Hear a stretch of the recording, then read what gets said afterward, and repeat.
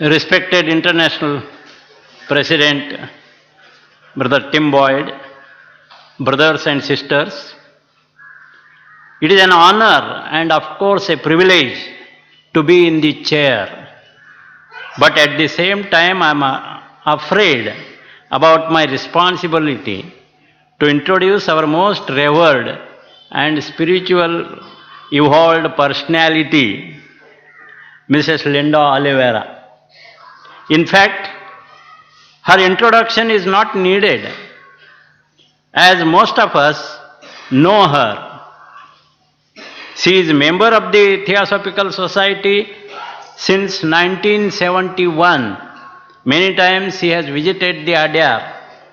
Most of us know that she stayed at Adyar for 2.5 years and served as International Vice President at the request of Radha Bernier from the year 2008 to 2011. At present, she is the National President of Australian Section. Before 2008, she also held various positions in Australian Section, and she was inspired to join the Theosophical Society after hearing some talks of J. Krishnamurti, and then she dedicated her life for the cause of Theosophy. In fact, her arts degree at the Australian National University focused on humanities and political science helped her to understand Theosophy deeply. She has given presentations for the Theosophical Society in various countries. Her articles are also published and have been published in number of TS journals, including The Theosophist.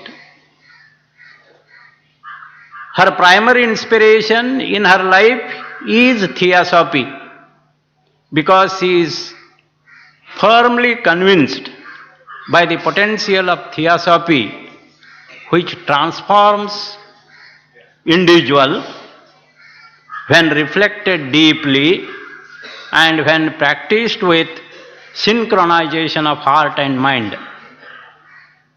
I think with these few words of introduction, I now request Linda ji, we affectionately mention this as the Linda ji,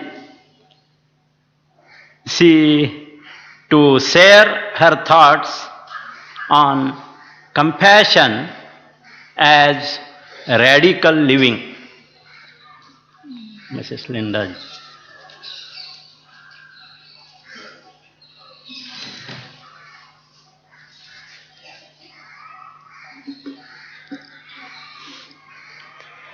Respected President, members and friends, good evening in this beautiful place. I'd like to begin with a little story about something which happened not so long ago in China. There was a diver called Yang Yun who was swimming in a very deep pool.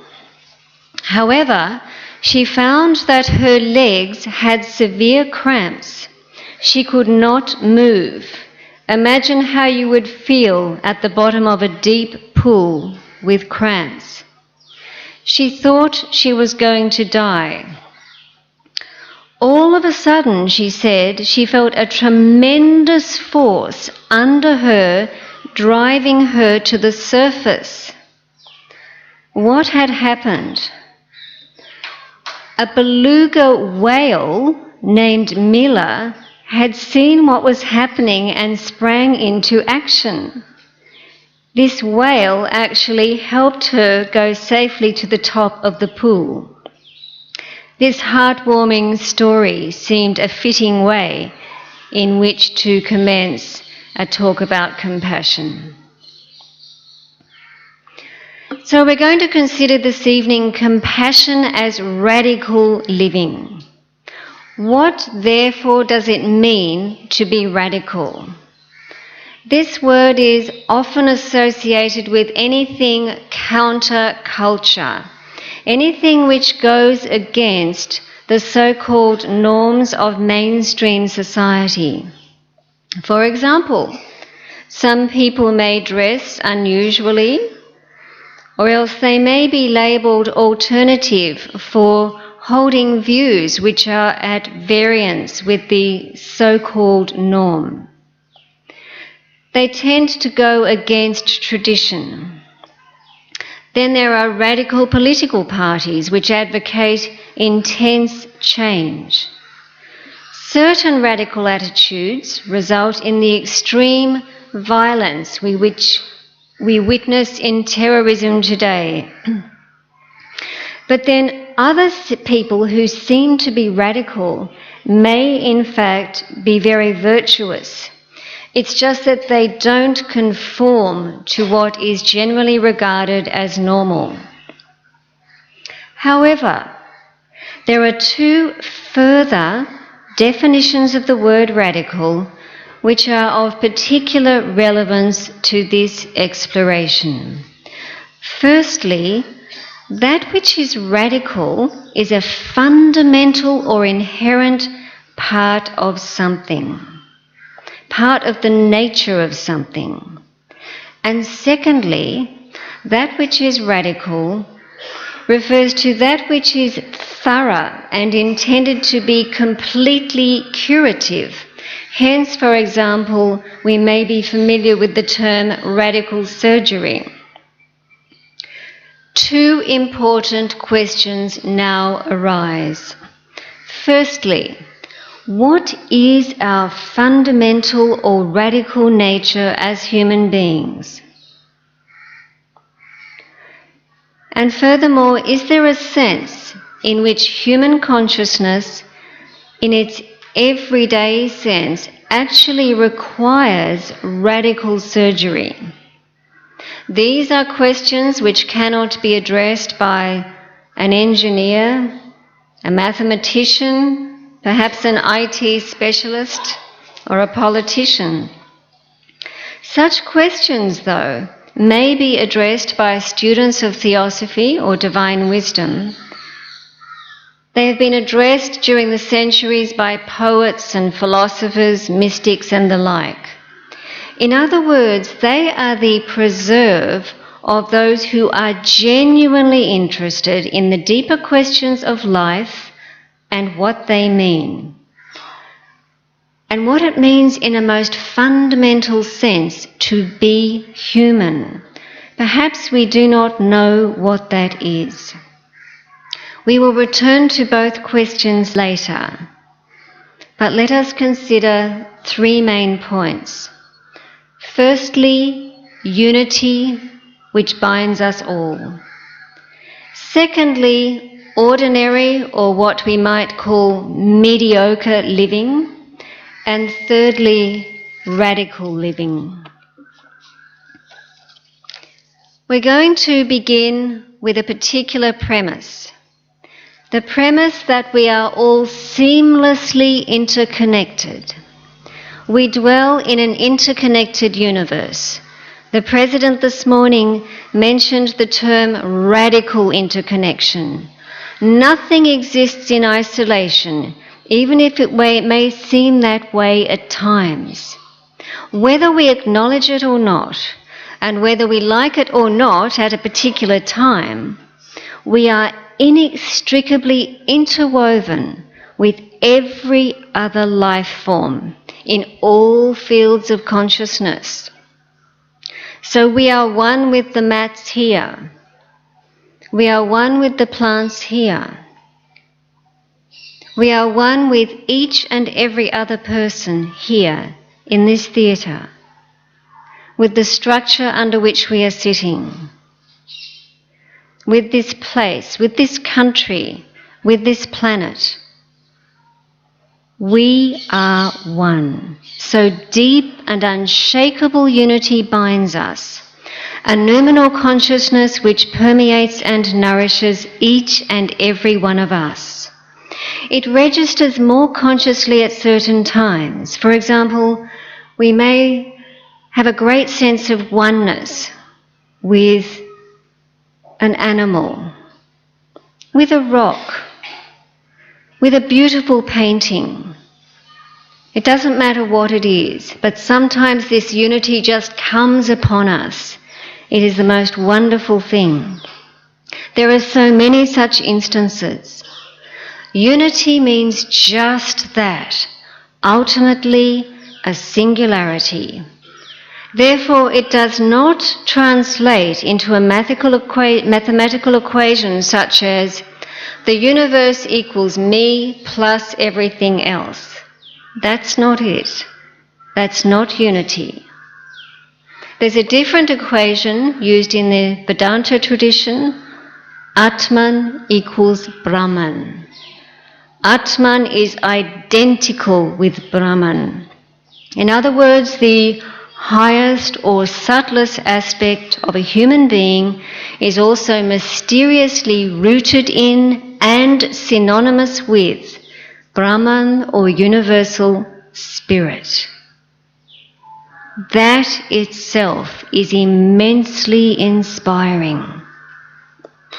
We are considering here the existence of one entity of which we are each aspects, deeply and inextricably interrelated. So we each have this abiding, enduring relationship with every other aspect of that unity. We appear to be different, but ultimately are not. We are all expressions of that glorious unity. Madame Blavatsky put it this way in The Secret Doctrine: the radical unity of the ultimate essence of each constituent part of compounds in nature, from star to mineral atom, and whether applied to the spiritual, intellectual, or physical worlds, this unity is the one fundamental law in occult science. In fact, this is the basis of esoteric philosophy, the insistence that beneath this world of experience is a single reality which is both the source and cause of all that ever was. It's a very large thing to get one's mind around. We have a sense of this single reality within us. The need to experience that single reality plays out in different ways, such as the human longing for a sense of connection. For example, through being part of a family, we may experience this sense of connection. At its best, a family provides a sense of well-being, encouragement and support, as well as a bedrock of spiritual values which help a decent, intelligent, fulfilled human being to emerge into adulthood. Then there's the sense of connection with our culture and our nation. Given the plight of so many refugees in recent times, we are indeed fortunate if we do experience such a direct cultural connection. However, a sense of unity seems to be virtually invisible in the lives of many. This results from the kinds of connections that we choose to make. The kinds of connections that we choose to make. The microbiologist Charles Birch wrote about relationships. To him, relating simply involved making connections, of which he described two essential types, and this is very, very interesting. The first type of connection he described used the analogy of railway carriages.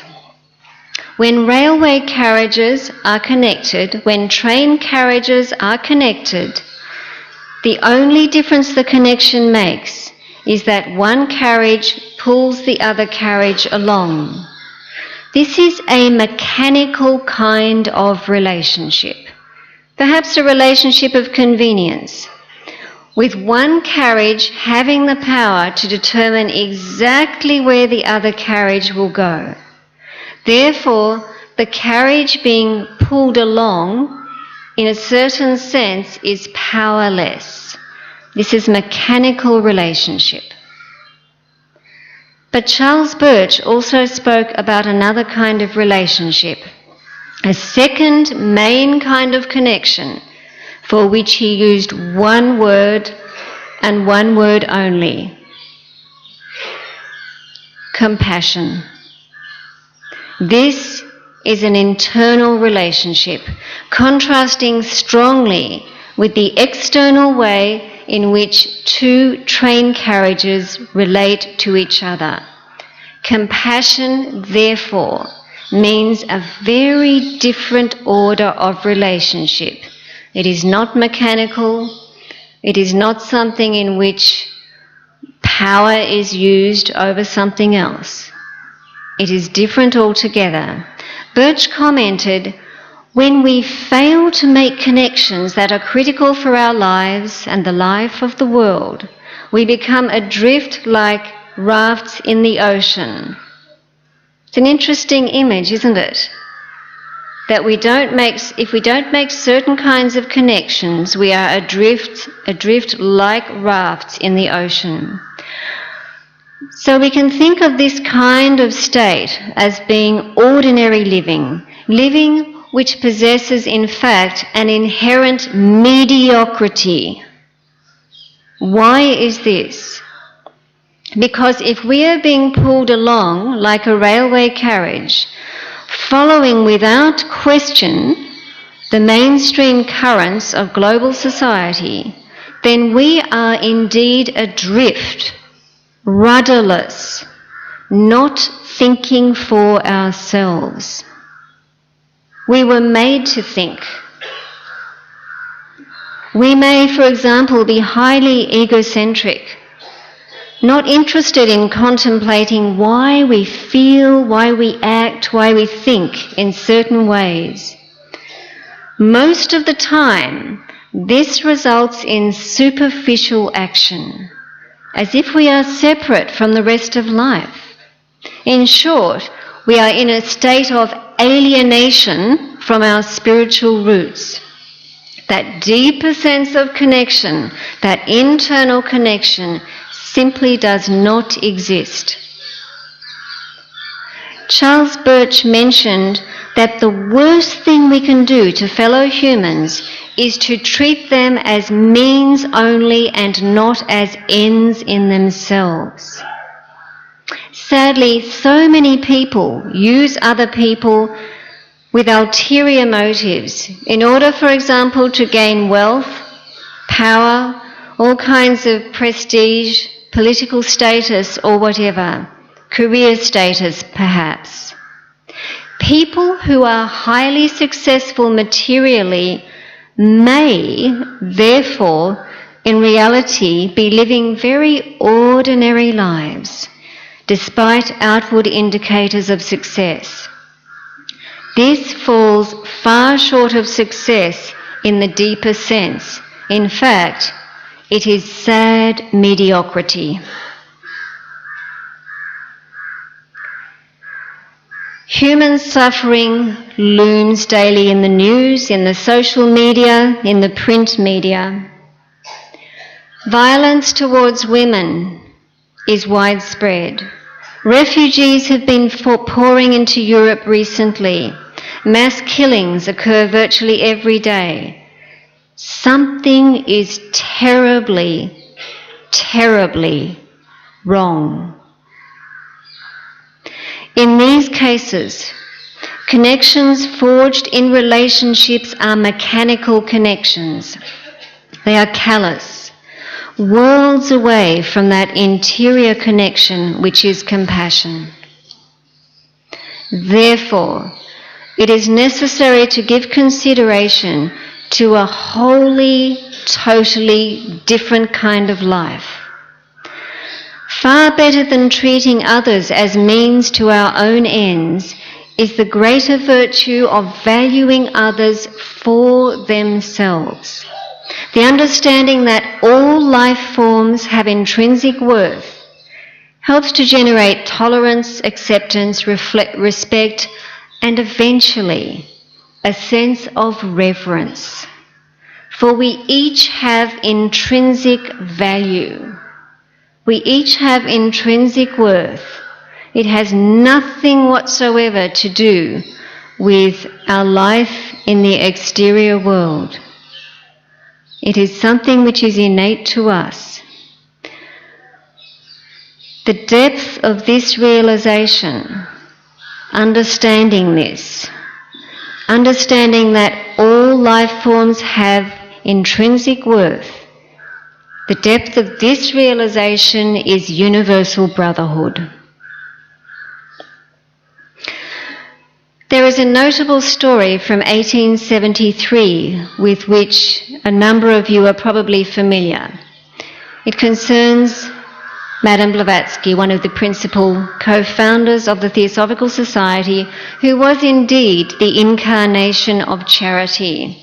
She had instructions to travel to America and bought a first-class ticket for a ship which was due to sail the very next day.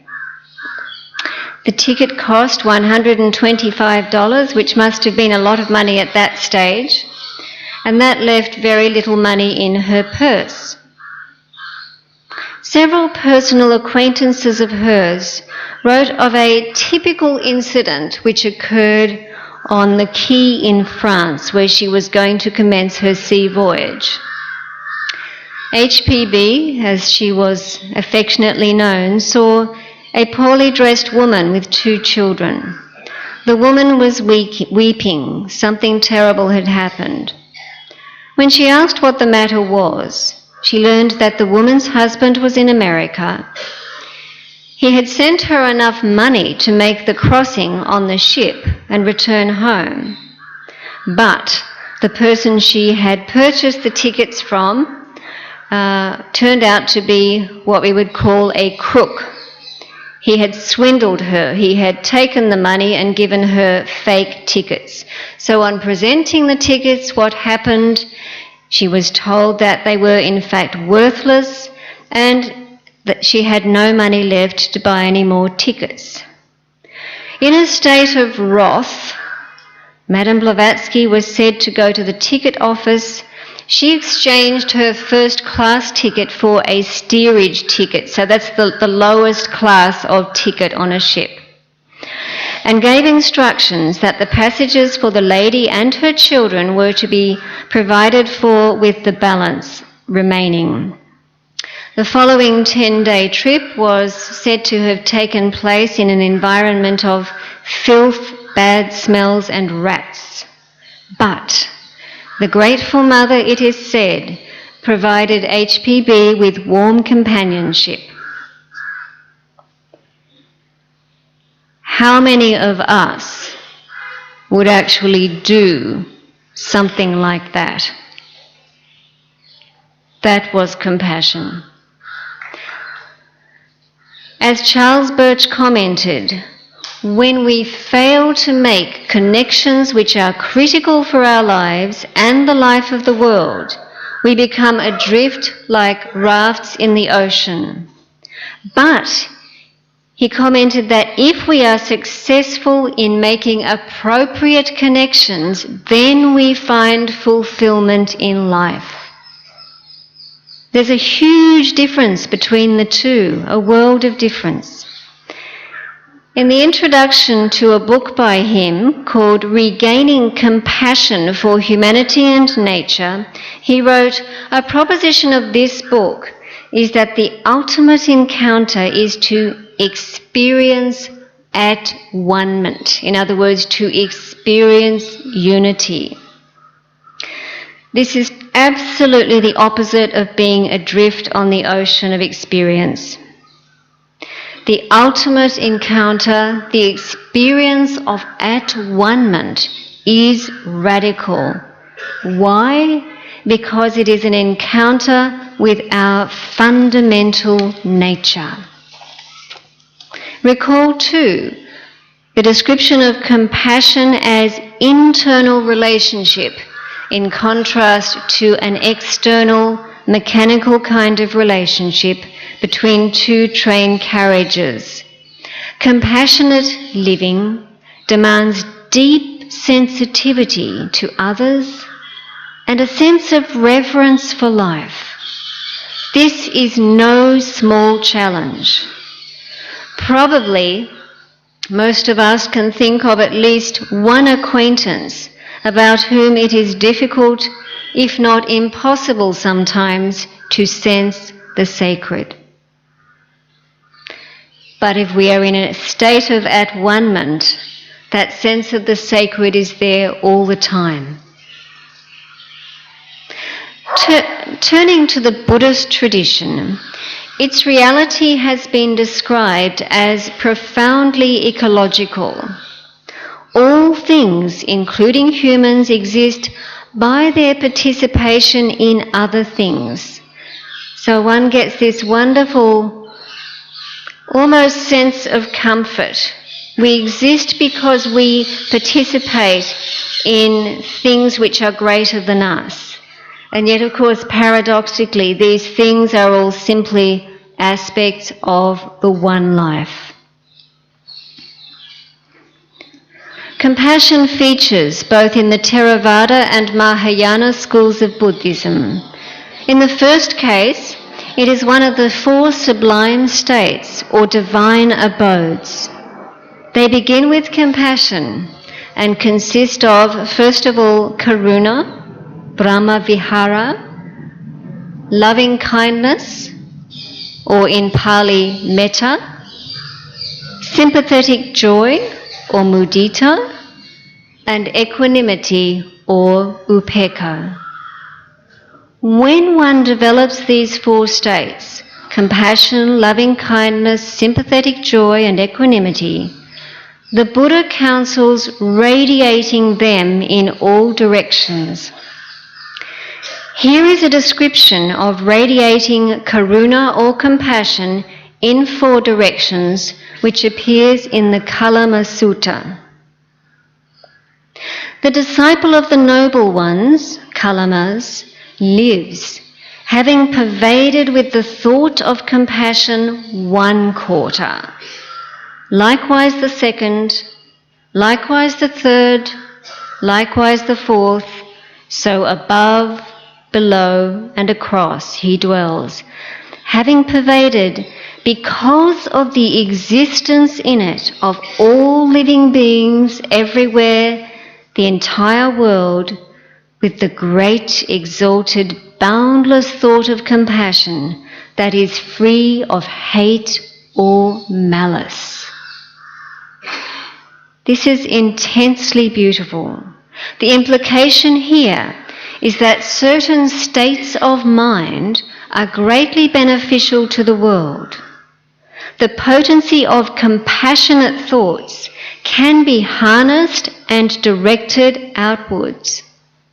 Compassionate is not something theoretical. It's not just a nice idea. It's something which does, and we'll come to that a bit later on. The potency of compassionate thoughts can be harnessed, therefore, and directed outwards. Their trajectory is swift. Thoughts are very fast. We never know their precise effects, but every action, whether in the thought sphere, the emotional sphere, or the physical sphere, has a definite outcome. Compassionate action is not simply confined to altruism in this physical sphere. It also has a very direct manifestation in the mental world. We often think of compassion in terms of certain acts of altruism in the physical world. But in fact, they all begin in the mind. So the state of mind is essential to the ability to carry out compassionate acts. In Mahayana Buddhism, karuna is also One of the two qualities to be cultivated, of course, on the Bodhisattva path, along with enlightened wisdom, prajna. Shantideva was a Buddhist master from the University of Nalanda here in India. He composed a guide to the Bodhisattva's way of life in the 8th century. The ideal of the Bodhisattva in the Mahayana Buddhist tradition is well known. Let us consider a few verses from this work, which are very interesting indeed. Firstly, on the awakening mind. In brief, the awakening mind should be understood to be of two types: the mind that aspires to awaken and the mind that ventures to do so. A definite distinction is therefore made here between the aspiration to awaken the mind and boldly venturing to awaken it. Sometimes one has good intentions but doesn't necessarily see them through. A little later on, the text mentions that even the thought of relieving living creatures of merely a headache is a beneficial intention endowed with infinite goodness. Isn't that wonderful? Even the thought of relieving living creatures with merely a headache, from merely a headache, is endowed with infinite goodness. It says, this intention to benefit all beings, which does not arise in others even for their own sake, is an extraordinary jewel of the mind, and its birth is an unprecedented wonder. Here, the motive to benefit others is a precious treasure. It matters a great deal.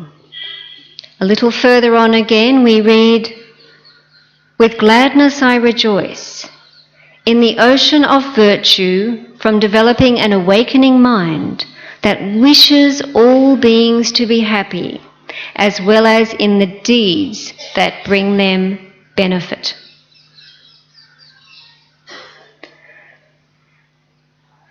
The awakening mind is described as the supreme ambrosia that overcomes the sovereignty of death, and also as the inexhaustible treasure that eliminates all poverty in the world.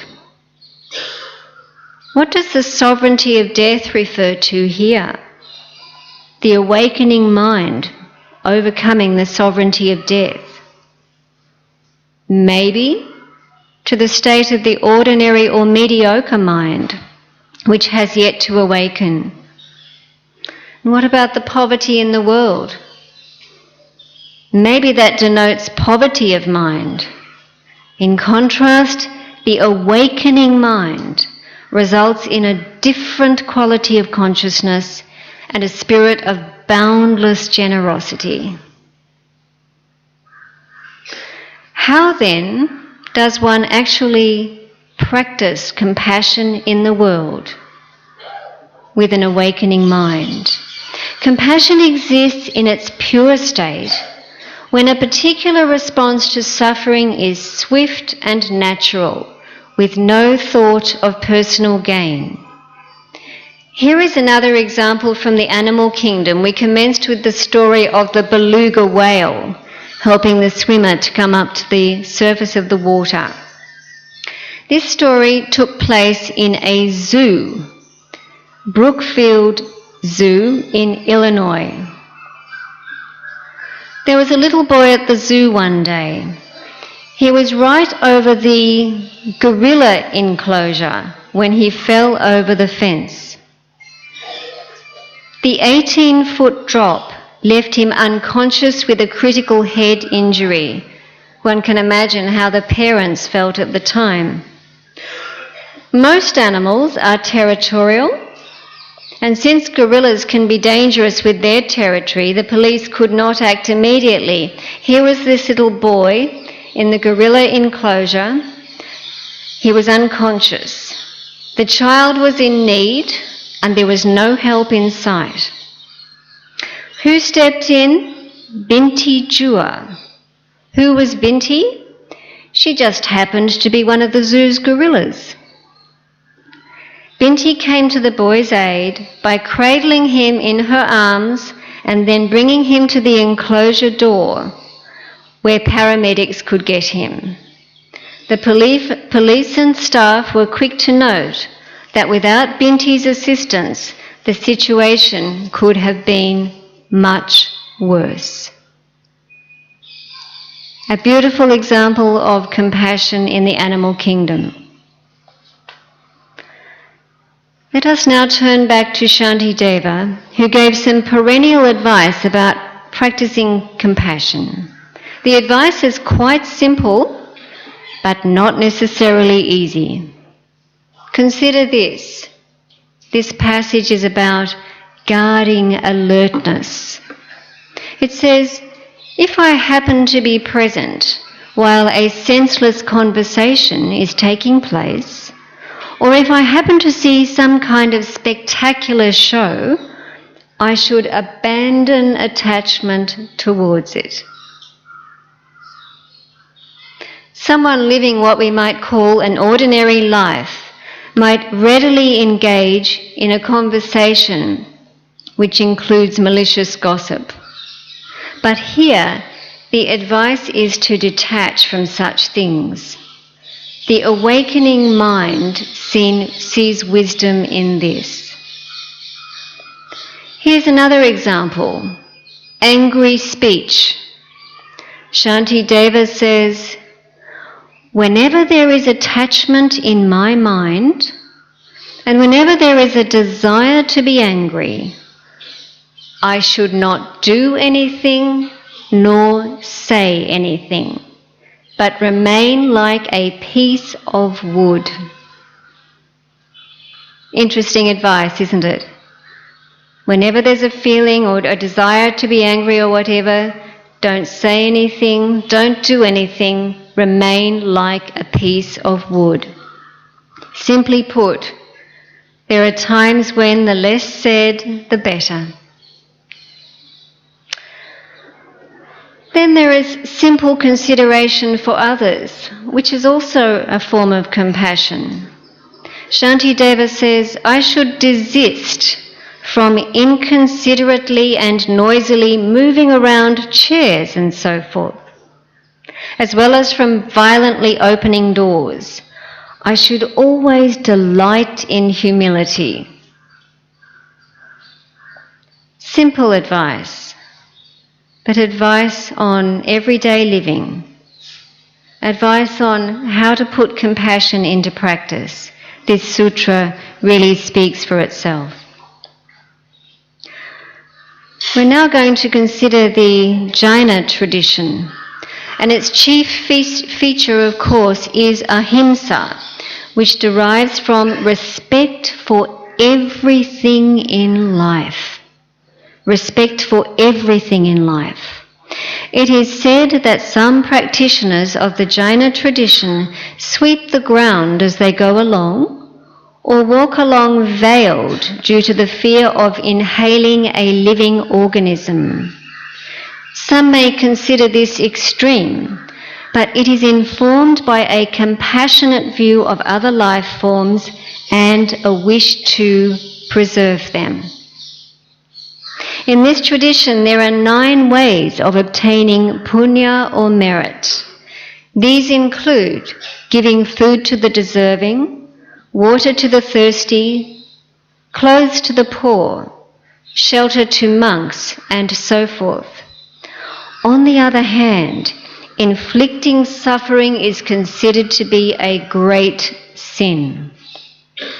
Virtue, in the Jain tradition, consists of the 5-fold conduct of one who has knowledge of faith. Firstly, innocence or ahimsa. So ahimsa is at the root of it, this non-violence, this non-harming. And this refers not only to negative abstention, but also positive kindness to all creation. Secondly, charity and truth speaking. Thirdly, honourable conduct such as not stealing. Fourth, chastity in thought, word and deed. And fifth, renunciation of worldly interests. A very interesting list. Through each of these 5 points, these 5 central points of conduct, runs the golden thread of compassion. To feel and think kindly towards others in a sustained way, based on a life grounded in ahimsa, is extremely rare. It is extremely rare. Of course, there are degrees of ahimsa, but to really live this kind of life requires an altogether different mind, an altogether different consciousness, a consciousness which is pervaded by unity, a consciousness which doesn't make distinctions, a consciousness which doesn't separate, a consciousness which somehow embraces the vastness of all. H.P. Blavatsky's final literary gift to the world after her passing was The Voice of the Silence. This is a poignant reminder in poetic form of the Bodhisattva ideal, which includes the twin qualities of wisdom and compassion. Each is needed in order for the other to flower fully. Recall that Shantideva spoke of aspiration to awaken the mind compared with actually venturing to awaken it. There's a similar contrast in The Voice of the Silence, where it says, "Let thy soul lend its ear to every cry of pain, as the lotus bares its heart to drink the morning sun. Let not the fierce sun dry one tear of pain before that thyself hast wiped it from the sufferer's eye."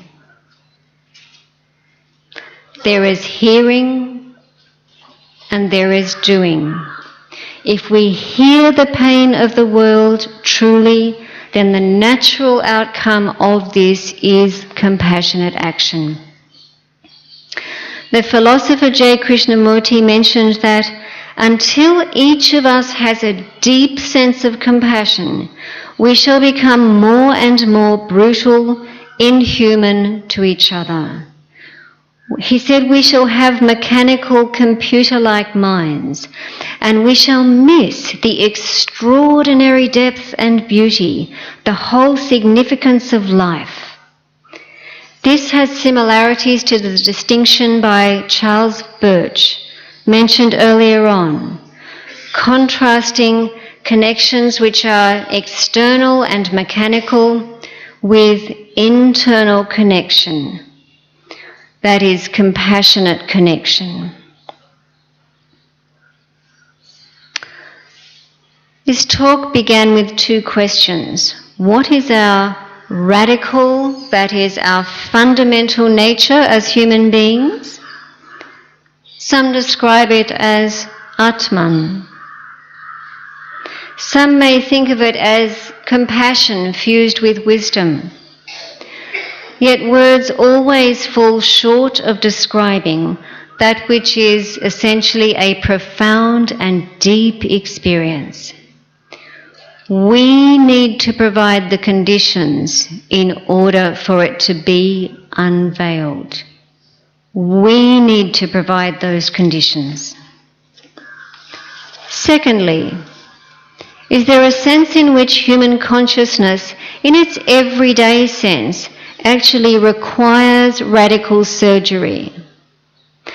The world of humanity is all too often tinged with mediocrity.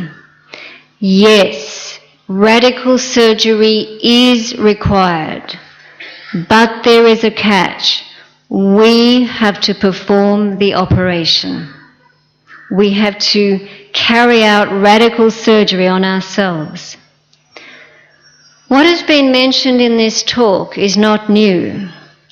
Perhaps we can think of it simply as a slightly repackaged view of the human condition through a few different lenses. Krishnaji described compassionate living, or compassion rather, as being of the active present. It is the verb and not the word, or the name or the noun.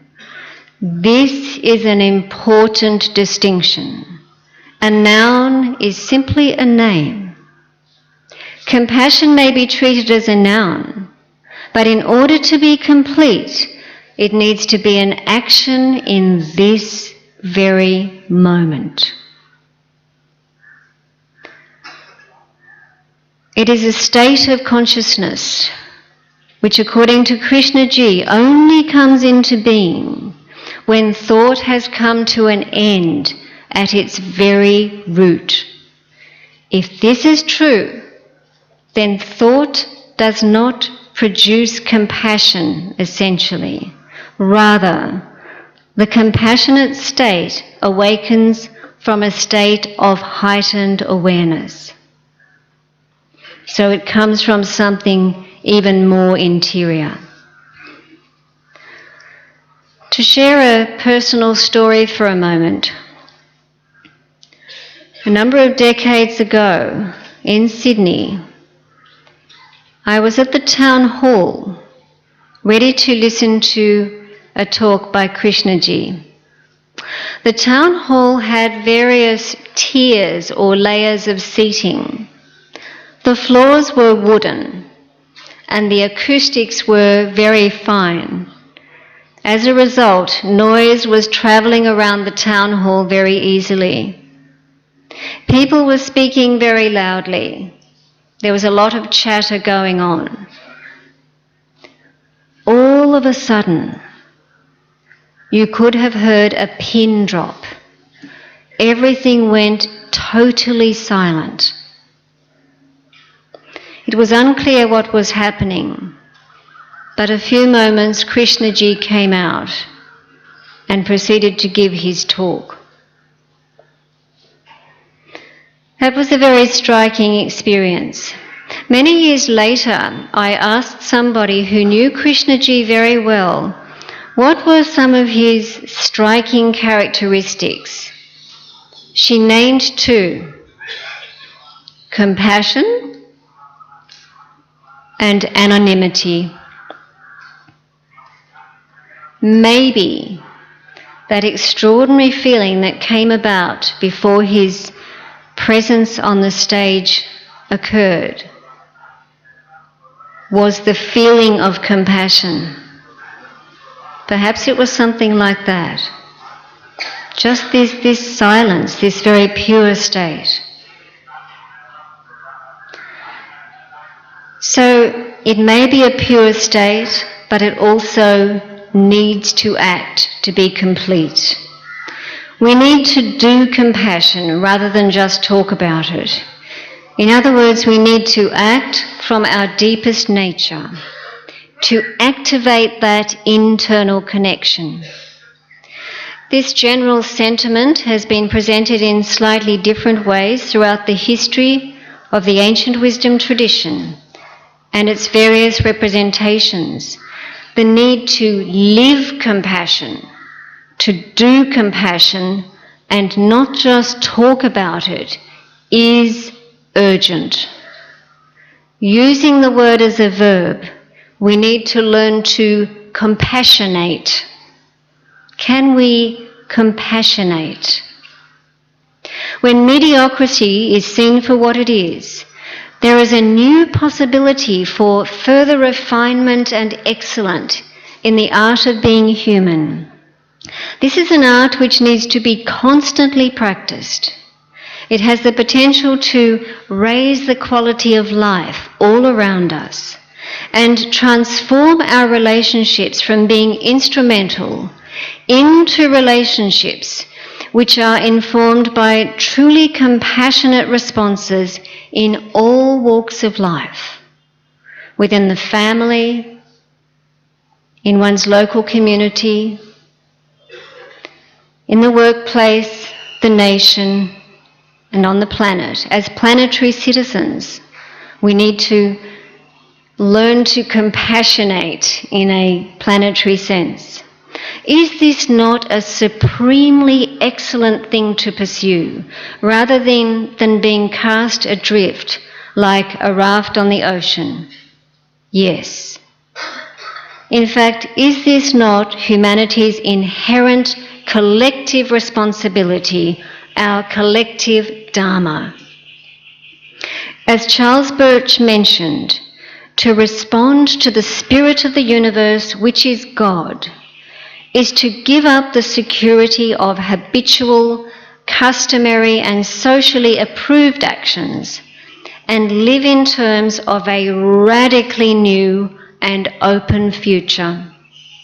Humans need to be radicalized in the very highest sense of the term, not in the sense which has gained currency today. Such radicalism implies living and breathing and being unity. Are we up to the challenge?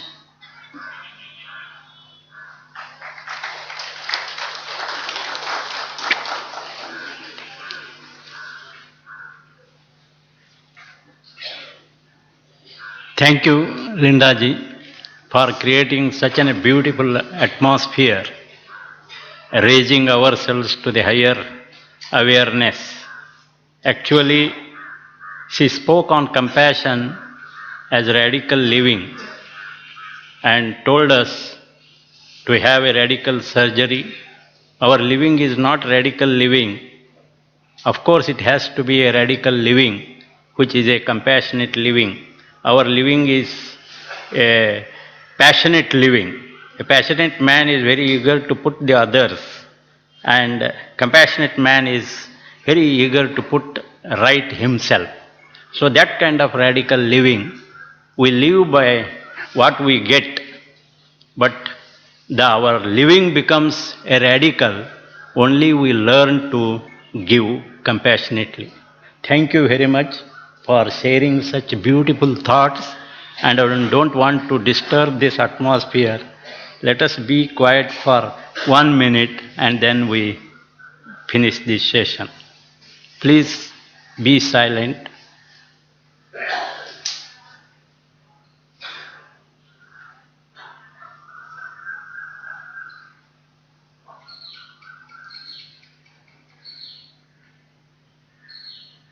Thank you.